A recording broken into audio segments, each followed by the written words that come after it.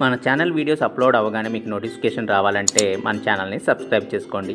అలాగే పక్కనున్న గంట సింబల్ని ప్రెస్ చేయండి.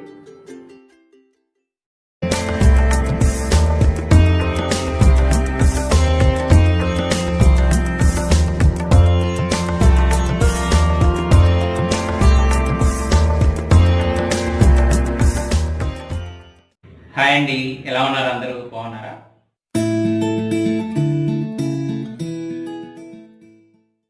ముందుగా తెలుగు వారందరికీ నా నమస్కారం. అదే కదండి మన సంస్కారం. ఇవాళ ఎపిసోడ్లో అమ్మవారికి నైవేద్యం కింద కట్ పొంగల్ని తయారు చేస్తున్నాను. దేవుడి గుళ్ళో తయారు చేసే పద్ధతిలోనే ఈ కట్ పొంగల్ని నేను తయారు చేశాను. నేను చేసే పద్ధతి మీరు ఫాలో అయితే గుళ్ళో ప్రసాదంలాగా రైస్ పొడి పొడిగా వస్తుంది. మరి లేట్ చేయకుండా ప్రాసెస్ స్టార్ట్ చేద్దామా?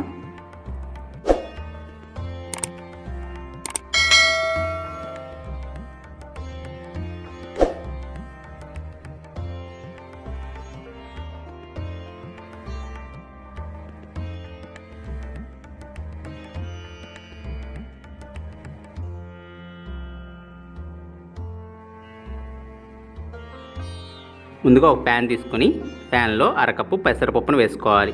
అలాగే ఒక కప్పు బియ్యాన్ని కూడా వేసుకుని లైట్గా ఫ్రై చేసుకోవాలి. ఇలా ఫ్రై చేసుకోవడం వల్ల కట్ పొంగల్ బాగా రుచికరంగా ఉంటుంది.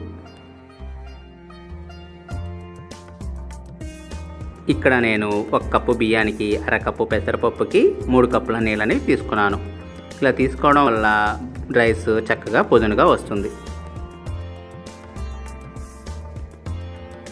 ఉడికించుకున్న పెసరపప్పు రైస్ని ఒక బౌల్లోకి తీసుకోవాలి.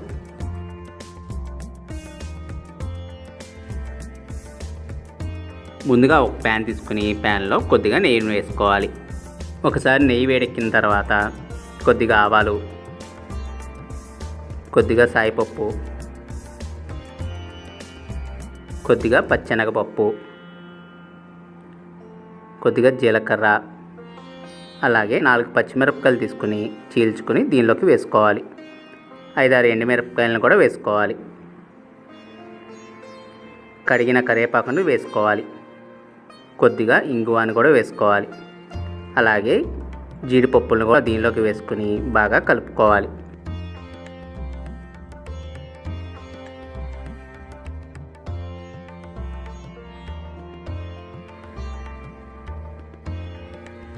ఈ దినుసులన్నీ బాగా వేగిన తర్వాత కొద్దిగా మిరియాలను వేసుకోవాలి.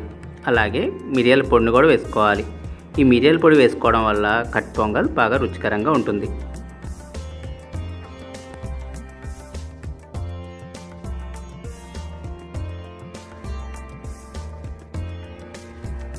దీనిలోకి రుచికి సరిపడినంత ఉప్పు కూడా వేసుకుని బాగా కలుపుకోవాలి.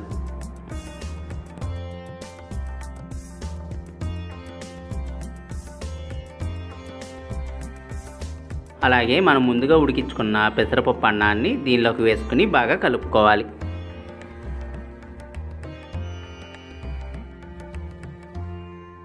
అంతేనండి, స్టవ్ ఆఫ్ చేసుకుని ఈ రైస్ని ఒక ప్లేట్లోకి తీసుకోవాలి. చూశారు కదండి, అమ్మవారికి నైవేద్యం పెట్టే కట్ పొంగల్ని ఎంత ఈజీగా తయారు చేసుకోవచ్చో. మీరు కూడా ఈ పద్ధతి ట్రై చేసి మీ వాల్యుబుల్ ఫీడ్బ్యాక్స్ని నా కామెంట్స్ రూపంలో తెలపండి.